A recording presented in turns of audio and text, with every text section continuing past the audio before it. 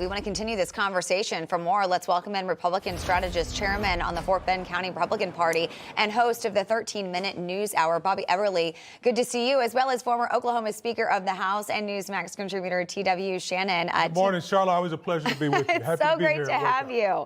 So a lot of the polls, as Rob was just mentioning, really starting to trend towards Donald Trump. And this is the time you want it to trend 11 days out. A Wall Street Journal poll just out this week showing Trump up by 2 points nationally. That exact same poll, TW, in August showed Harris up by 2 points nationally. What does all this mean? Well, I think the poll that I'm paying most attention to, are the tracking polls that's showing voter turnout for Republicans in Republican areas is through the roof. Early voting is, we're seeing it maybe historic early voting, which tells me that Republicans are engaged for their candidate, Donald Trump. And also, if you really want to know where this race is, Kamala Harris is spending her time focused on the black vote. Anytime you've got the Democrat nominee for president focused on, counties in Atlanta, Georgia, to turn out black voters, it just tells you where this race is. She is hemorrhaging, particularly with black men. 30% of black men are concerned, but the rest of the country knows that when Donald Trump was in office, people were safer, they were freer, and they were more prosperous. And Kamala's in trouble. They've hit the panic button, and it shows.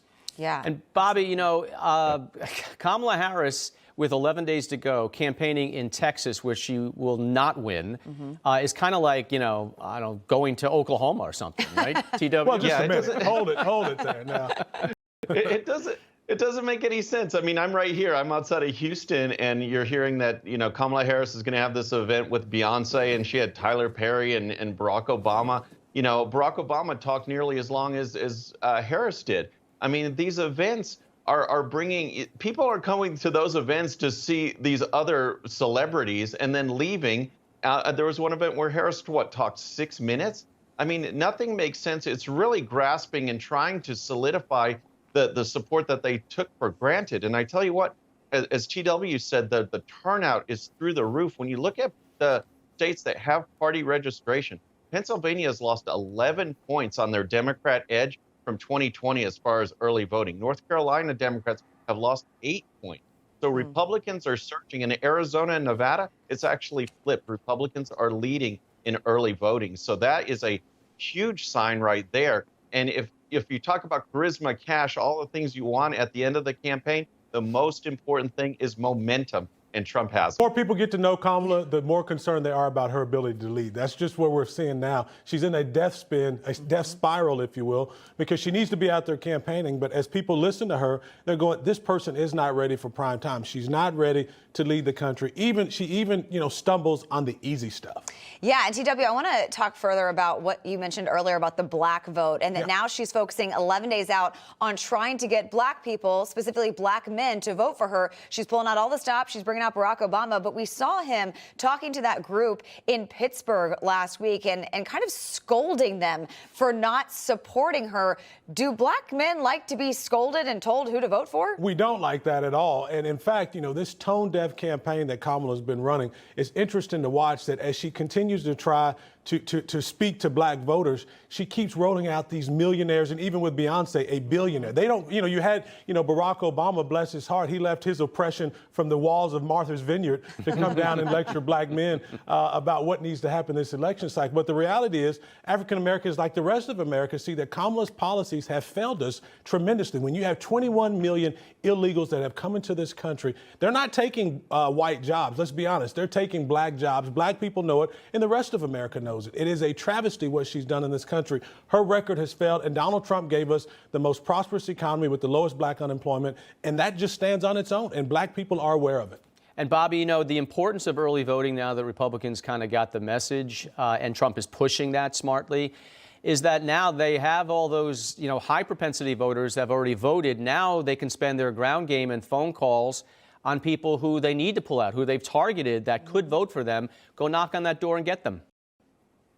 Yeah, Rob, you nailed it right there. It's like this movement, right, to get the Republicans to vote early. I voted on our first day. We started this week on Monday. I was out there. We saw a huge surge in Republicans. But what we've seen over this course of the week is that Democrats were coming out too, and they're dropping off much faster than Republicans are in this area. And I think in the momentum again, the energy is out there. and Republicans are not dropping off. They're just getting their friends to vote. That's what we're telling them. We're sending them thank you messages. Thank you for voting. But hey, you're not done yet. Bring 10 friends.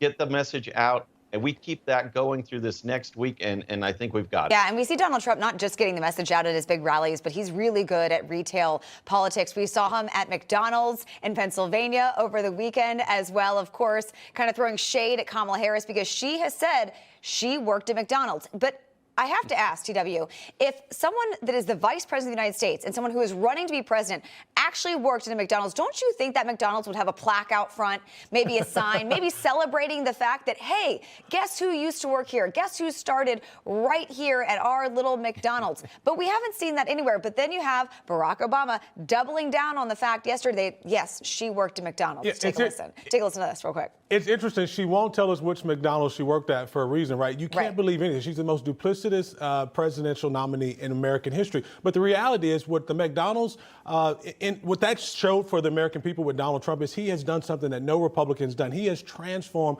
the Republican Party into the party of the working class man, the working class woman. People see it. That's what's happening. That's the shift that we're feeling in politics. In the Democrats, they don't know how to respond to it. All they can do is keep rolling out these billionaires like Taylor Swift and Beyonce, people who don't understand the everyday struggles of the American people who actually can afford Kamala Harris's tax policies. The rest of us cannot. So we have this clip here of Barack Obama yesterday in Georgia, again, saying she did work there. Take a listen.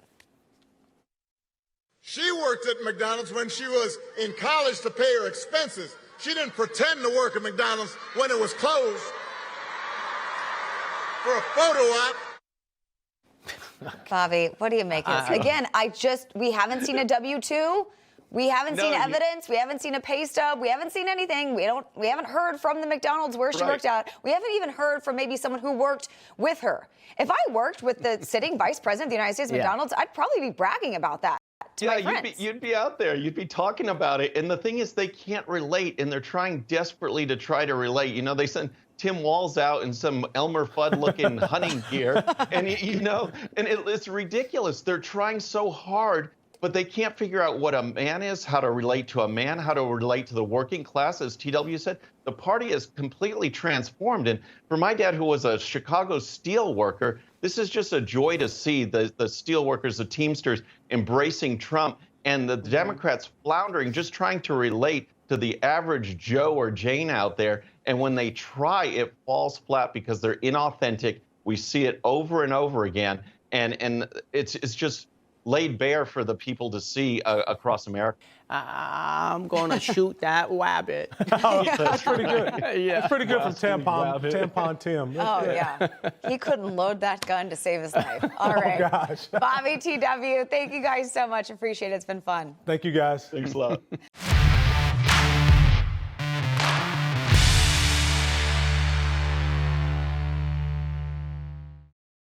All right, friends, thanks again for tuning in. I really appreciate it. And before you go, please hit that subscribe button above. Once you do, tell your friends, share it, spread the word about the 13-minute news hour so we can keep growing. And for more great content, check out these videos right here, and I'll see you next time.